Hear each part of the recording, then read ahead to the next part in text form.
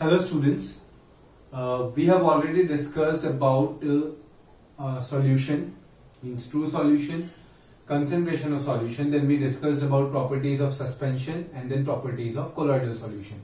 अब colloidal solution में मैंने आपको बता दिया कि colloidal solution क्या होता है. It is a solution which appears to be homogeneous but it is heterogeneous. मतलब उसमें कुछ particles होते हैं and those particles are big enough to scatter light but small enough, means they are so small that they cannot be seen by naked eyes. Means their particle size range between the particles present in true solution and particles present in suspension. अब मैंने आपको क्या बताया था कि colloidal solution में, in case of colloidal solution, जो जिसका अमाउंट कम है उसको क्या बोलेंगे? Dispersed phase. Dispersed phase. और जिसका अमाउंट ज्यादा है उसको क्या बोलेंगे? Dispersing medium. Dispersed phase and dispersing medium. ठीक है.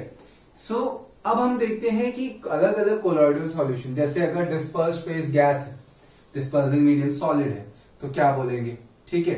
तो इस टाइप से हम अलग अलग चीजें, अलग अलग एग्जांपल्स देखते हैं. तो आपको ये एग्जांपल्स गिवन है पेज नंबर 18 पे. Dispersed phase and dispersing medium की टेबल आपको गिवन है. ठीक है. तो वो टेबल ही देखते हैं अब. सी,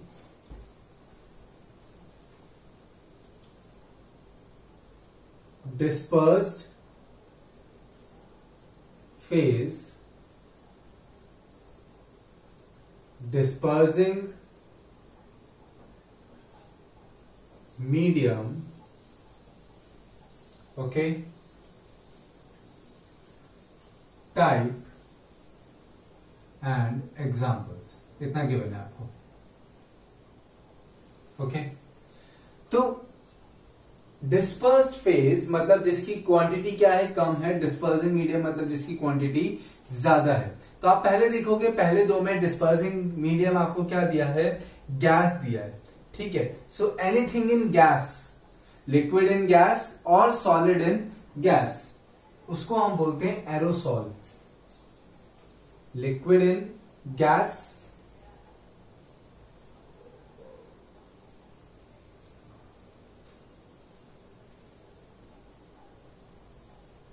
ओके, लिक्विड इन गैस, इसको हम बोलेंगे एरोसॉल. क्या बोलेंगे? एरोसॉल. अब लिक्विड इन गैस, इसका एग्जांपल क्या होगा? क्लाउड्स में वाटर होता है. ठीक है. तो क्लाउड्स हो सकते हैं, फॉग हो सकता है, मिस्ट लिखा है आपके बुक में. मिस्ट क्या होते हैं? These are the very small tiny water droplets present in a cloud which forms at the surface level. Means जिससे कभी कभी विजिबिलिटी एकदम से कम हो जाती है. ठीक है. फॉग और उस मिस्ट में क्या डिफरेंस होता है? विजिबिलिटी का. मतलब फॉग ज्यादा इंटेंस होता है, मिस्ट थोड़ा कम इंटेंस होता है. ठीक है. तो क्लाउड्स, फॉग, मिस्ट, आप कोई भी एक एग्जांपल लिख सकते हो इसमें. देन सॉलिड इन गैस, इसको क्या बोलेंगे? इसको भी बोलेंगे aerosol. Solid in gas, smoke. Smoke में स्मॉल पार्टिकल्स होते हैं, सॉलिड पार्टिकल्स, तो smoke. Smoke is the best example of solid in gas aerosol. आपको एग्जांपल्स में क्या दिया है? स्मोक दिया है. ऑटोमोबाइल एग्जॉस्ट, वो भी एक टाइप का स्मोक होता है. ठीक है. नेक्स्ट आपको एग्जांपल दिया है गैस इन लिक्विड.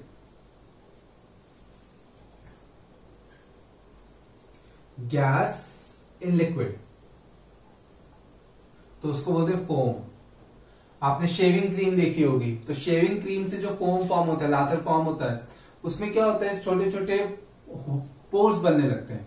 आपने देखोगे शेविंग क्रीम में छोटे छोटे पोर्स बनने लगेंगे, तो वो क्या प्रेजेंस इंडिकेट करते हैं? गैस का प्रेजेंस इंडिकेट करते हैं. तो इसका एग्जांपल है shaving cream. Shaving cream. Okay. Gas in liquid. Then liquid in liquid, इसको बोलते हैं इमल्शन. इमल्शन मतलब पेंट. ठीक है, पेंट एक एग्जांपल हो गया। आपको क्या क्या दिया है? मिल्क,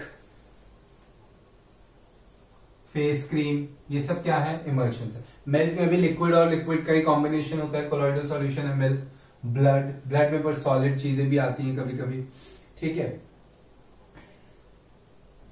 लिक्विड एंड लिक्विड में ब्लड लिख सकते हो आप, बट आपके बुक के एग्जांपल्स हम लिख रहे हैं। गैस एंड सॉलिड, ठीक है। Next is gas and solid.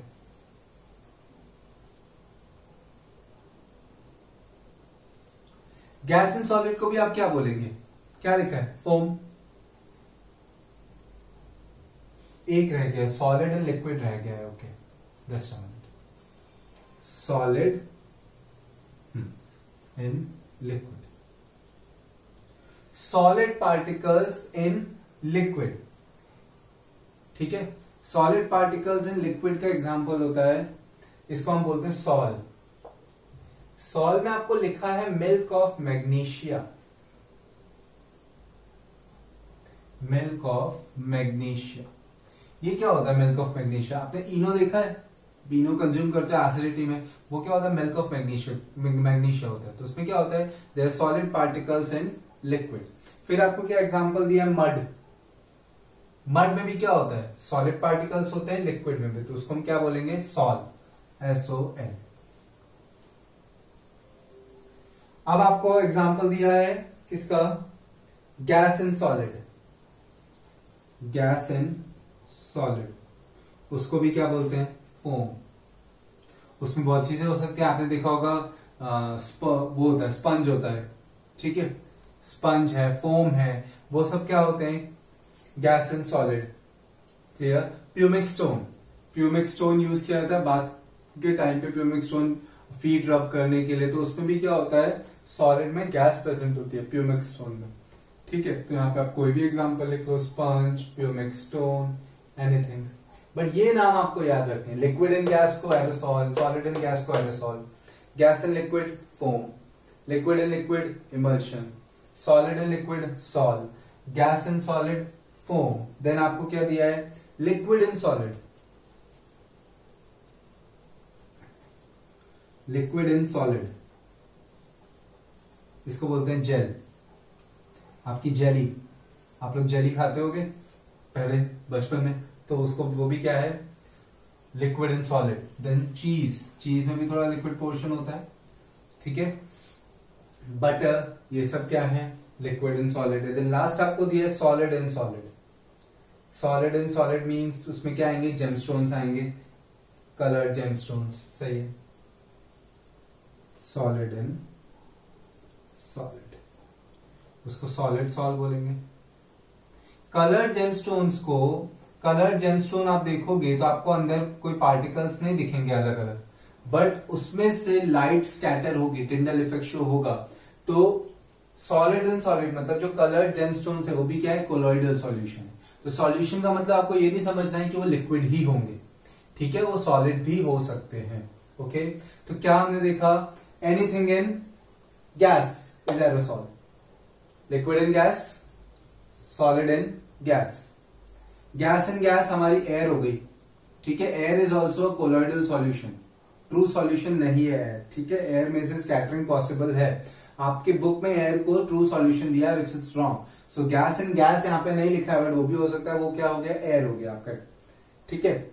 So liquid in gas aerosol, solid in gas aerosol, gas in liquid को क्या बोलेंगे हम, foam, liquid in liquid emulsion, solid in liquid sol, gas in solid foam, liquid in solid gel, solid in solid को solid sol. अब इसमें से आपको कोई एग्जांपल में डाउट आ जाए तो आप मुझे कांटेक्ट कर सकते हो, मैंने आपको सब एग्जांपल्स एक्सप्लेन कर ही दिए हैं कि क्यों डिस्पर्स्ड फेज सॉलिड है, गैस जैसे स्मोक है। तो स्मोक में मेजॉरिटी पोर्शन गैस का होता है, बट अंदर पार्टिकल्स होते हैं तो वो सॉलिड फॉर्म में होते हैं, तो सॉलिड इन गैस को बोलते हैं एरोसॉल, और एग्जांपल क्या है, स्मोक। इस टाइप से आपको याद रखना है। So pause the video over here, right this thing, ठीक है।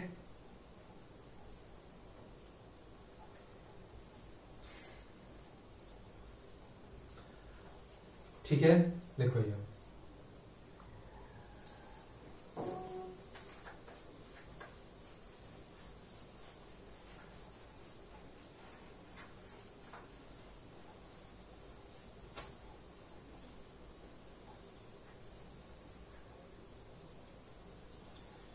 ओके, अब आपका ये हाफ चैप्टर कंप्लीट हुआ। हाफ चैप्टर में हमने क्या देखा कि मिक्सचर्स कितने टाइप के होते हैं, होमोजेनियस, हेट्रोजेनियस, फिर हमने उसमें डिवीजन देखा, true solution, suspension, colloidal solution. Colloidal solution में टाइप्स देखी।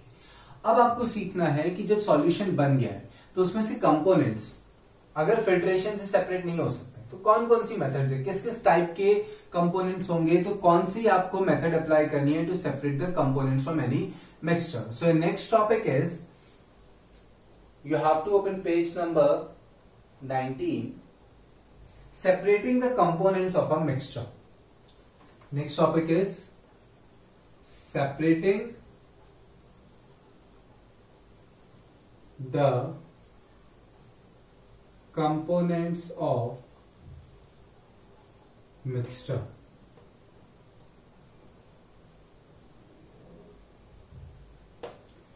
अब इसमें बहुत सारे हैं तो हम वन बाय वन पढ़ेंगे। आज हम दो मेथड्स पढ़ते हैं। सो आपको फर्स्ट देखो, आपको टेक्स्ट बुक में क्या दिया है, how can we obtain coloured component from blue और ब्लैक इंक। सो फर्स्ट है obtaining coloured component. Coloured component का मतलब क्या होता है, dye from ink. Obtaining dye from ink। अब इंक किससे बनती है, ink is actually dye plus water. Ink क्या होता है, डाई मतलब कलर प्लस वाटर। तो कलर और वाटर को कैसे सेपरेट कर सकते हो, आप ही थोड़ा लॉजिक लगाओ, बुक से नहीं जाते हैं। अगर कलर और वाटर का मिक्सचर है तो हम उसमें से वाटर को कैसे अलग कर सकते हैं, कैसे अलग करेंगे, हम इसको हीट करेंगे या तो डायरेक्टली इवेपोरेशन से कर सकते हैं। ठीक है, तो आपकी बुक में देखो क्या मेथड दिया, अगर आप इसको हीट करो तो कलर में चेंजेस आ सकते हैं। ठीक है, इवेपोरेशन में वाटर इवेपोरेट हो सकता है। So there are two methods. आपकी बुक में कौन सा मेथड दिया है, देखो हीट करने का दिया है। ठीक है, अब fill half a beaker with water. Put a watch glass on the mouth of the beaker. Put few drops of ink on the watch glass. ठीक है, just a minute.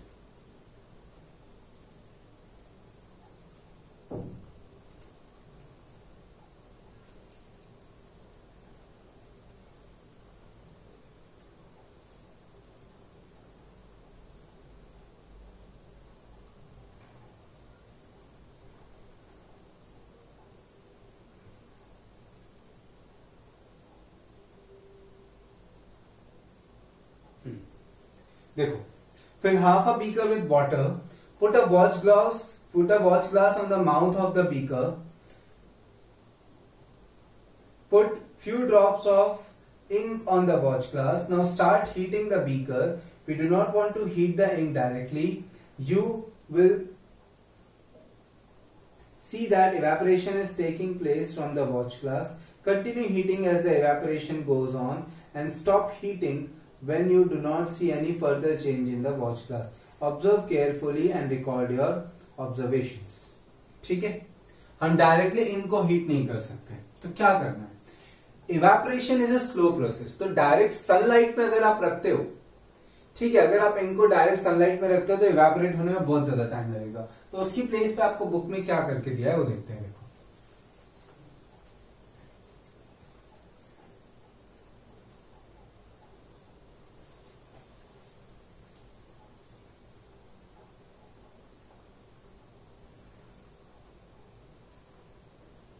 ठीक है, this is a beaker which is filled with water, half filled with water. Now a watch glass is kept here.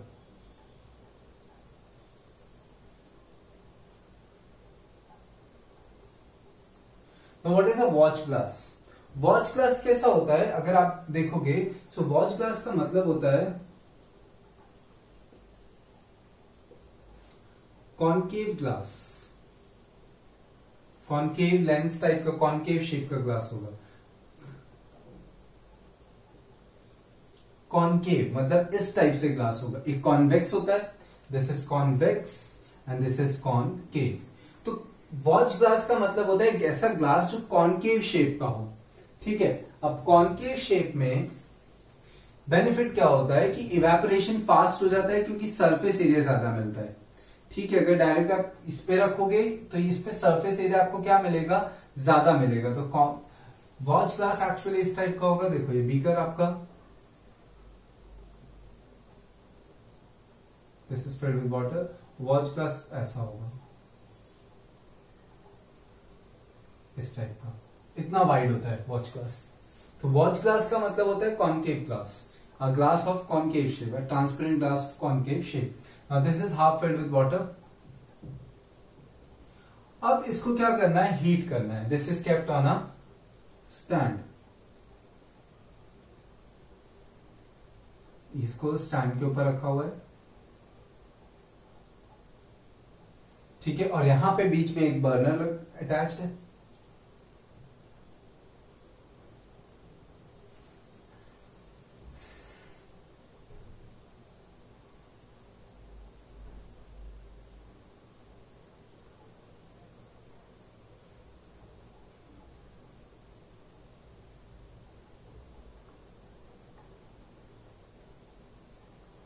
ठीक है, this is being heated. अब यहां पे क्या प्लेस्ड है कॉनकेव ग्लास में, यहां पे इंक है। इंक का मतलब क्या होता है, डाई प्लस वाटर। अब इसको हम हीट करेंगे तो ये 100 डिग्री सेल्सियस तक नहीं जाएगा। अगर 100 डिग्री सेल्सियस तक जाएगा ना तो इसका डाई वाला पोर्शन भी खराब हो जाएगा।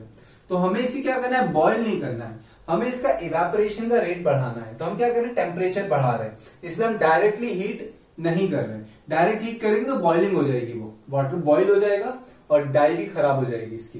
तो हमें सेपरेट करना है इसको किसी वर्क के लिए, तो हम खराब नहीं कर सकते। So what we are going to do, we are going to heat the water and this water, the temperature of this water will increase which will heat this.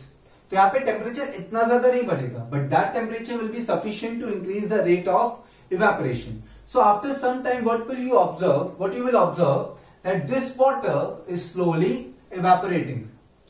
Now vapors of this water will start to form, and when you notice that there is no change occurring, ठीक है, when you notice that now there is no change occurring here, so you can stop this burner. आप ये burner को stop कर सकते हो, तो flame बंद हो जाएगा, तो ये डाई पे कोई भी डैमेज होगा नहीं। So आपका फर्स्ट है separating the components of picture में। फर्स्ट आपका क्या है, obtaining coloured component from ink. You have to obtain coloured component from ink. Ink क्या होता है, डाई प्लस वाटर, उसमें से आपको डाई अलग करना है। तो वाटर क्या करना पड़ेगा, इवेपोरेट करना पड़ेगा। हम इसको हीट डायरेक्ट क्यों नहीं कर सकते, क्योंकि वो बॉइलिंग हो जाएगा, बॉइलिंग से डाई की प्रॉपर्टीज खराब हो जाएंगे। मतलब डाई का कोई यूज नहीं रहेगा अगर इतना ज्यादा आप हीट कर दोगे, बर्न हो जाएगा पूरा वो, ठीक है। तो हम क्या कर रहे हैं, एक बीकर में वाटर ले रहे हैं, उसके ऊपर, बीकर के ऊपर क्या रखते हैं हम, वॉच ग्लास। एक्टिविटी आपको याद रखनी है, वॉच ग्लास हम, मैंने बता दिया वॉच ग्लास क्या होता है। Now when this water will heat, it will increase the temperature here, so the rate of evaporation will increase first due to use of this watch glass, because the surface area is more, and as the surface area increases, rate of evaporation also increases. Okay, so and the temperature is also getting increased, so rate of evaporation will increase. So due to these two reasons, water will start evaporating, okay, at a much higher rate. And when you don't notice any change here, you just have to switch off this burner. और यहाँ पे क्या बच जाएगा, सिर्फ die बच जाएगा, और वाटर क्या हो जाएगा, इवेपोरेट हो जाएगा। तो वाटर सेपरेट, डाई सेपरेट हो गई, डाई आप यहाँ से अलग कर सकते हो। क्लियर। सो फर्स्ट क्या था, ऑब्टेनिंग डाई फ्रॉम इंक की एक्टिविटी आपको याद रखनी है। आपको एक्टिविटी ही पूछेंगे, explain an activity to separate coloured component from ink या डाई फ्रॉम इंक। तो क्या याद रखना है, हमें इवेपोरेशन करना है, वाटर को इवेपोरेट करवाना है। तो उसके लिए आपको क्या पता होना चाहिए कि इंक क्या होता है, डाई प्लस वाटर होता है। ये पता होगा तभी आपको क्लिक होगा कि वाटर को इवेपोरेट हम कर दें, तो सिर्फ डाई बच जाएगा। तो वाटर का इवेपोरेशन का रेट कैसे बढ़ेंगे, कैसे इंक्रीज होगा, by using watch glass and by heating the water. we cannot heat directly ink because this will damage this colored component also. Okay, so you have to go through this activity from your textbook. Clear? उसको आपको prepare करना है, लिखना है आपको उसको, and then you have to remember this figure also. ये figure भी आपको याद रखनी क्योंकि ड्रॉ करने को भी आ सकती है. Clear? Next,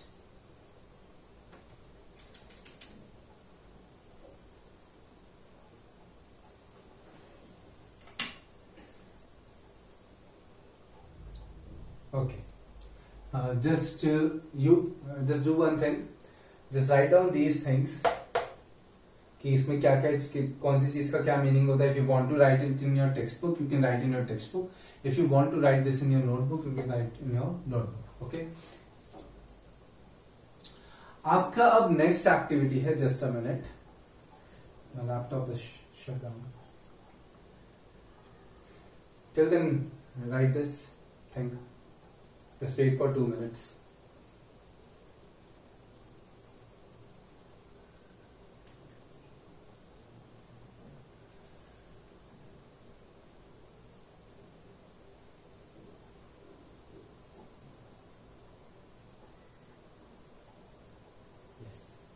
Your second activity is, the second method is, how can we separate cream from milk? Cream को मिल्क में से कैसे सेपरेट कर सकते हैं? तो ये जो मिल्क में से जितनी भी चीजें सेपरेट होती हैं वो होती हैं on the basis of density. Milk में से हम जो भी चीज सेपरेट करते हैं, बटर सेपरेट करते हैं, क्रीम सेपरेट करते हैं, ठीक है, तो वो किस बेसिस पे होते हैं? आपने देखा होगा कि उसको बहुत ही हाई स्पीड पे सेंट्रिफिकेशन कराया जाता है, जो हम लोग घर पे करते हैं. ठीक है, घर पे जो तरह हम उसको अंदर रोटेट करते हैं, ठीक है, उसको मूव करते हैं, तो उससे क्या होता है, जो हाई डेंसिटी चीज होती है और जो लो डेंसिटी कंपोनेंट्स होते हैं वो सेपरेट हो जाते हैं. कैसे होते हैं मैं बताता हूं. चलो नेक्स्ट आप हेडिंग डालो,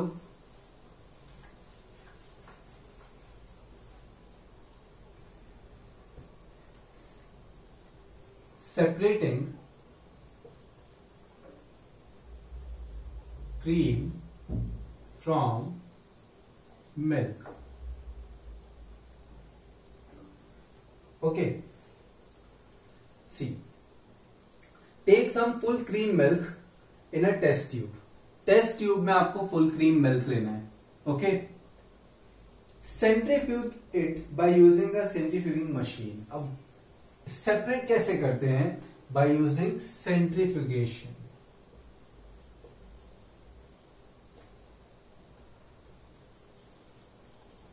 Now what is centrifugation? हमने कोलॉइडल सॉल्यूशन में पढ़ा था कि कोलॉइडल सॉल्यूशन को सेपरेट करने के लिए हम सेंट्रीफ्यूगेशन यूज कर सकते हैं. आपने मिक्सर ग्राइंडर्स देखे होंगे. मिक्सर में हम क्या करते हैं? आप ब्लेंडर्स देखे होंगे, आप हैंड ब्लेंडर्स भी देखते हो. पहले मैनुअल ब्लेंडिंग के लिए मशीन्स, पहले मैनुअली ब्लेंडिंग करते थे, अभी भी बहुत लोग करते हैं मैनुअली ब्लेंडिंग, कि आपके पास एक ब्लेंडर होता है. ठीक है, ब्लेंडर के नीचे ऐसे आर्म्स होते हैं, आप ब्लेंडर को आप मूव करो इस टाइप से, ठीक है, तो बटर सेपरेट होता है. इस टाइप से अगर हम मूव करते हैं तो अभी हैंड ब्लेंडर्स क्या होते हैं? रोटेट करते हैं. तो सेंट्रीफ्यूगेशन टेक्निक क्या होती है कि you have to rotate the solution at a very high speed. जो भी सॉल्यूशन है उसको बहुत ही हाई स्पीड पे रोटेट करो. अगर आप मिक्सर ग्राइंडर में भी बहुत ही हाई स्पीड पे, जैसे लस्सी बनाने के लिए यूज किया जाता है मिक्सर ग्राइंडर, तो उसमें अगर आप बहुत ही हाई स्पीड पे रोटेट कर रहे हो तो क्या होगा? जो हाई डेंसिटी वाले कंपोनेंट्स है और जो लो डेंसिटी वाले कंपोनेंट्स है वो सेपरेट हो जाएंगे. क्यों सेपरेट हो जाएंगे?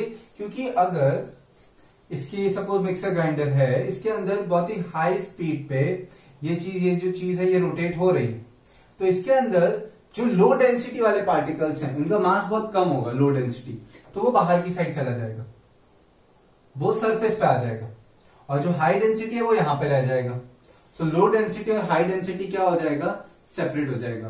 आपने देखा होगा कि कभी हम लस्सी बनाते हैं तो क्या होता है, उसमें जो लो डेंसिटी चीज है, मतलब उसका बटर अलग हो जाता है और मिल्क अलग हो जाता है. ठीक है, so that is because of centrifugation. So centrifugation is a technique of rotating the solution at a very high speed to separate the components on the basis of their densities. On the basis of their densities, उनकी density के basis पे separate करने को हम क्या बोलते हैं? Centrifugation बोलते हैं। सेंट्रीफ्यूगेशन का मतलब क्या हो गया? Rotating the solution at a very high speed so as to separate the components of a given solution on the basis of their densities. ठीक है, अगर डेंसिटी में कंसिडरेबल अमाउंट का डिफरेंस है तो हम ये चीज यूज कर सकते हैं। अब वापस हम एक्टिविटी पे आते हैं। Take some full cream with milk in a test tube. आपने टेस्ट ट्यूब में फुल क्रीम मिल्क लिया है। Centrifuge it by using a centrifuging machine for 2 minutes. Centrifuging machine आप कुछ मत सोचो, सिर्फ मिक्सर ग्राइंडर सोचो। ठीक है, या तो हैंड ब्लेंडर सोच लो या तो मिक्सर ग्राइंडर सोच लो। If a centrifuging machine is not available in your school, you can do this activity at home by using a milk churner used in the kitchen. Milk churner use होता है, ठीक है, hand blender type होता है।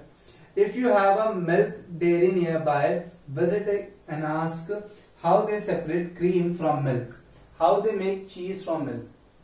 तो क्या होता है? Sometimes the solid particles and liquid are very small and pass through a filter paper. For such particles, a filtration technique cannot be used for separation, such separated by centrifugation. The principle is that the denser particles are forced to the bottom and the lighter particles stay at the top when spun rapidly. क्या लिखा है आपको? The principle is that the denser particles, जिनका मास ज्यादा है, वो नीचे रह जाते हैं और जो लाइटर पार्टिकल्स हैं वो ऊपर आ जाते हैं। कि जब भी हम मिल्क को, ठीक है, मिल्क को बहुत ही हाई स्पीड पे रोटेट करेंगे तो जो डेंसर पार्टिकल्स हैं वो कहां रह जाएंगे? बॉटम पे रह जाएंगे, और जो लाइटर पार्टिकल्स हैं वो कहां रह जाएंगे? ऊपर रह जाएंगे। ठीक है, अब पार्टिकल्स वर्ड यूज करें, सॉलिड अगर इसमें कोई चीज है तो फिल्टर पेपर से नहीं सेपरेट कर सकता। आपको क्या यूज करना पड़ेगा? सेंट्रीफ्यूगेशन ही यूज करना पड़ेगा।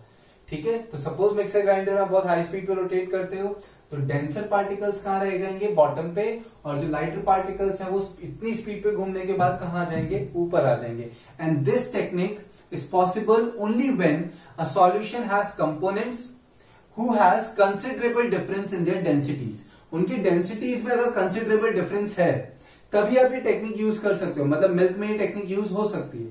अगर डेंसिटीज में कंसिडरेबल डिफरेंस नहीं है तो वो सेपरेट नहीं हो सकते। ठीक है, so how can you separate cream from milk? By using centrifugation. Means you will rotate the full cream milk at a very high speed, which will separate the denser particles and the lighter particles. Clear? तो इससे cream और milk क्या हो जाएगा? अलग अलग हो जाएगा। That's how you separate. आप घर पे भी ऐसे ही करते हो। बटर मिल्क बनाना है, कुछ भी करना है, so you are using hand blenders. ठीक है, वो मैनुअल भी हो सकते हैं, इलेक्ट्रिकली ऑपरेटेड भी हो सकते हैं। ठीक है, तो ये हम लोग टेक्निक बहुत पहले से यूज करते हुए आ रहे हैं। सो उस टेक्निक का नाम क्या पता चला हमें? क्या होता है? सेंट्रीफ्यूगेशन। ओके, तो आज हमने क्या पढ़ा है? 2 टेक्निक्स पढ़ी। दोनों टेक्निक्स अच्छे से आपको प्रिपेयर करनी है। 2 टेक्निक्स कौन सी? Separating coloured component from ink and second separating cream from milk. Cream from milk किस पे बेस्ड है? सेंट्रीफ्यूगेशन पे। And separating coloured component from ink किस पे बेस्ड है? आपका इवेपोरेशन। इवेपोरेशन कैसे करना है वो भी मैंने आपको बता दिया है, कैसे रेट ऑफ इवेपोरेशन इंक्रीज करते हैं। देन हमने एक टेबल पढ़ी, उसमें भी आपको याद रखना है कि एनीथिंग इन गैसेस एरोसॉल। ठीक है, इस टाइप से आपको मैंने हर एक चीजें बता दी है। तो वो वापस से अगर आपको वो चीज देखनी है तो आप टेबल रेफर करो या तो फिर से आप वीडियो देख लो। क्लियर? तो ये 2 टेक्निक्स याद रखनी है। ऐसे नंबर ऑफ टेक्निक्स हैं। ठीक है, अभी आगे और 2 लेक्चर्स तक हम टेक्निक्स ही देखेंगे। Clear? So just go through these 2 activities in your textbook and you can contact me if you face any doubt. Okay? Thank you so much.